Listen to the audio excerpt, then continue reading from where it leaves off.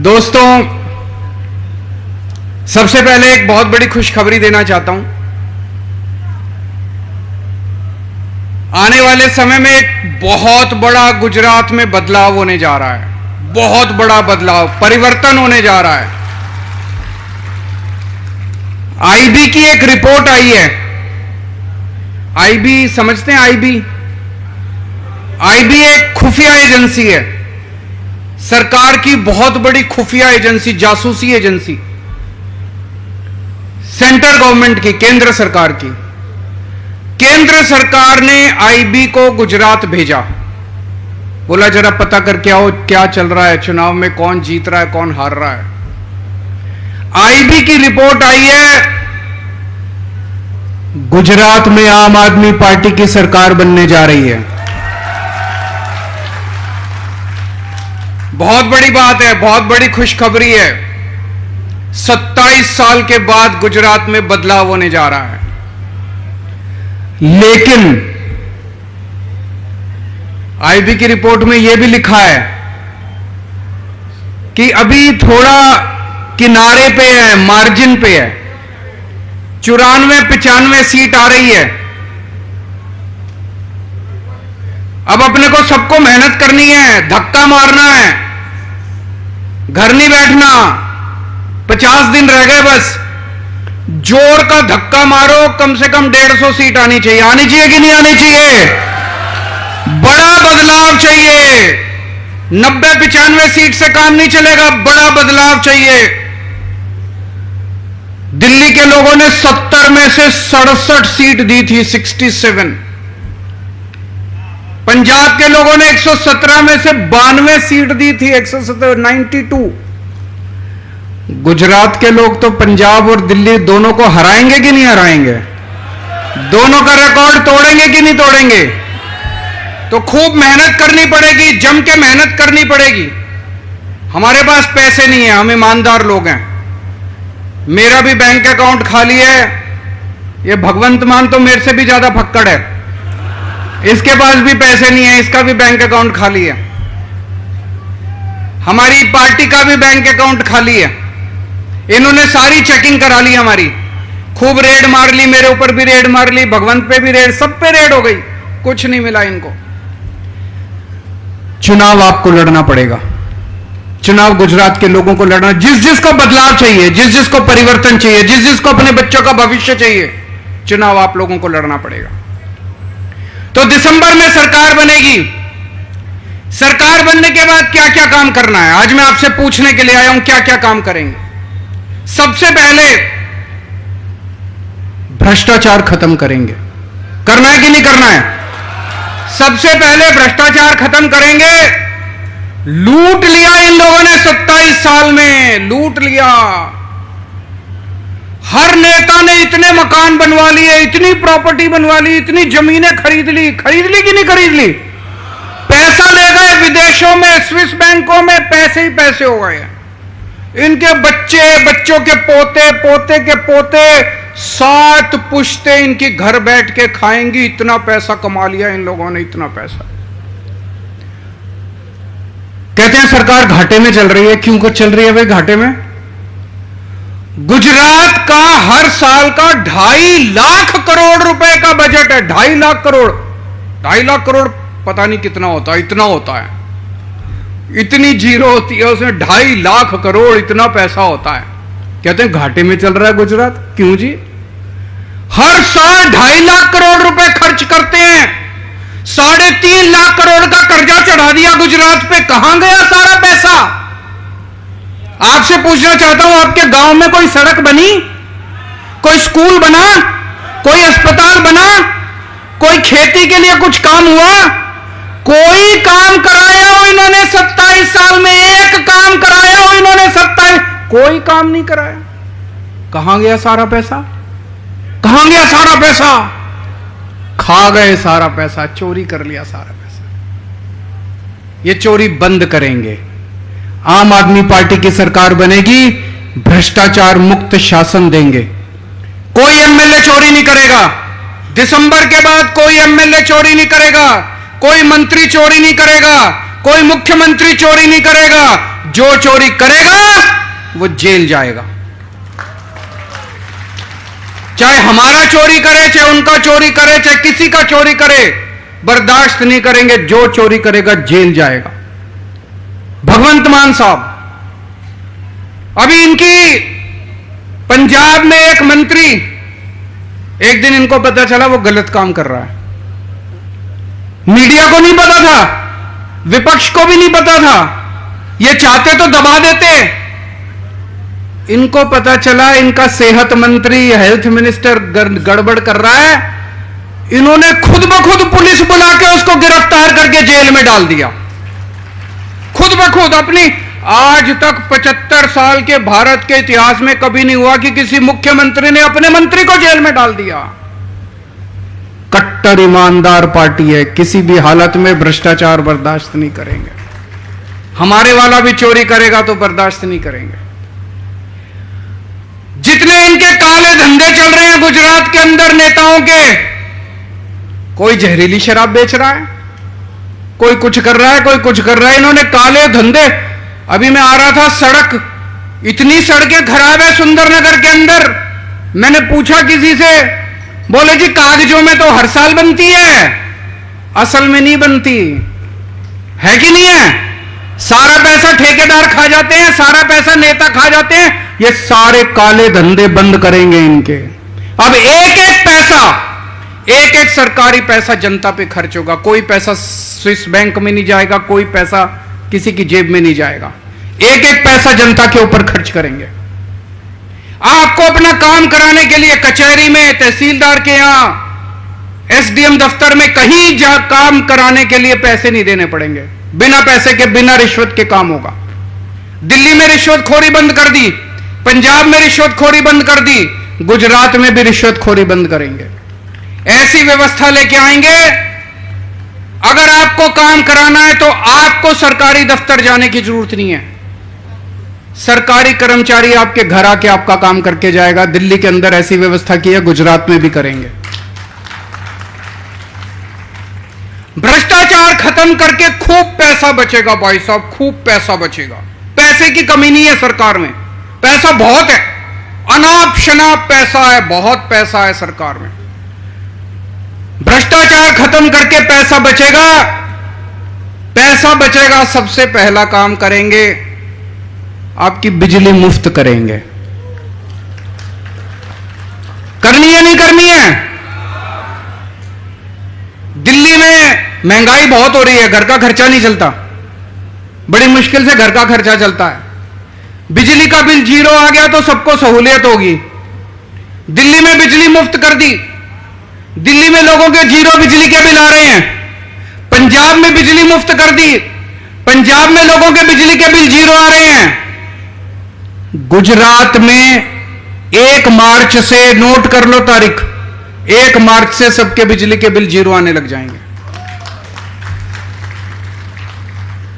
कई लोग आते हैं मेरे पास बिजली के बिल लेके, 3,000 रुपए का बिल और 70-80 हजार रुपए पुराना भी इन्होंने अनाप शनाप बना के भेज रखा है। फिर उसको ठीक कराने जाओ तो कहते हैं रिश्वत दो।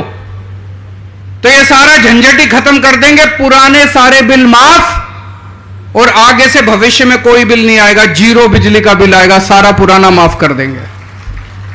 होना चाहिए नहीं होना चाहिए? ये मेरे को गालियां देते हैं सारे, कहते हैं केजरीवाल पैसे लुटा रहा है, केजरीवाल फ्री रेवड़ी बांट रहा है, केजरीवाल बिजली फ्री क्यों कर रहा है। गुजरात के मुख्यमंत्री को 5,000 यूनिट बिजली मुफ्त मिलती है हर महीने। गुजरात के हर मंत्री को 4,000 यूनिट बिजली मुफ्त मिलती है हर महीने। जनता को 300 यूनिट बिजली मुफ्त मिलनी चाहिए नहीं मिलनी चाहिए? इनको मिर्ची लगती है, खुद बिजली मुफ्त लेते हैं तब इनको कोई तकलीफ नहीं है। जनता को 300 यूनिट बिजली मुफ्त मिल जाए इनको तकलीफ होती है। तो पहला काम करेंगे, बिजली मुफ्त करेंगे। दूसरा काम करेंगे, भ्रष्टाचार खत्म करेंगे, खूब पैसा बचेगा। मैं देख रहा हूं बहुत सारी मां बहनें बैठी हैं, जिन जिन मां बहनों का, बेटियों का बैंक में अकाउंट नहीं है, अकाउंट खुलवा लो। 18 साल से ऊपर की हर महिला के अकाउंट में हर महीने 1000 रुपए डलवाएंगे। पूछना चाहता हूं, होना चाहिए मां जी, नहीं होना चाहिए बहन जी, होना चाहिए क्या? अगर किसी घर में 2 महिलाएं हैं, मां है बेटी है, दोनों 18 साल से ऊपर है, दोनों को 1000 अलग अलग मिलेंगे, 2000 रुपए मिलेंगे। किसी के घर में 3 महिलाएं हैं, सास है, बहू है, बेटी है, तीनों को 1000 अलग मिलेंगे, 3000 रुपए मिलेंगे। इनको बड़ी तकलीफ होती है, कहते हैं महिलाओं को पैसे देने की क्या जरूरत है, हम तो देंगे जी, तुम्हें जो करना कर लो। सो हर महिला को हर महीने 1000 रुपए देंगे। तीसरी चीज, स्कूलों का बहुत बुरा हाल है गुजरात के अंदर। सारे सरकारी स्कूलों का बहुत बुरा हाल है, कबाड़ खाना बढ़ने पड़े हैं। दिल्ली में भी पहले सरकारी स्कूलों का यही हाल था। जैसे दिल्ली के सरकारी स्कूल शानदार बना दिए, ऐसे ही आपके गुजरात के सरकारी स्कूल शानदार बनाएंगे। दिल्ली में सरकारी स्कूलों में अब मजदूरों के बच्चे, रिक्शे वालों के बच्चे, कारपेंटर के बच्चे, प्लम्बर के बच्चे, गरीबों के बच्चे अब डॉक्टर बन रहे हैं, इंजीनियर बन रहे हैं, वकील बन रहे हैं, बड़े बड़े। सोच के देखो, एक मजदूर का बच्चा, मजदूर 8000 रुपए महीना कमाता है, 5000 रुपए महीना कमाता है, उसका बच्चा अगर इंजीनियर बन गया तो 2 लाख 3 लाख रुपए महीना कमाएगा, अपने बाप को लाके देगा, बाप की गरीबी दूर हो जाएगी, परिवार की गरीबी दूर हो जाएगी। आपके भी पूरे गुजरात के अंदर हम ढेर सारे सरकारी, नए सरकारी स्कूल खोलेंगे।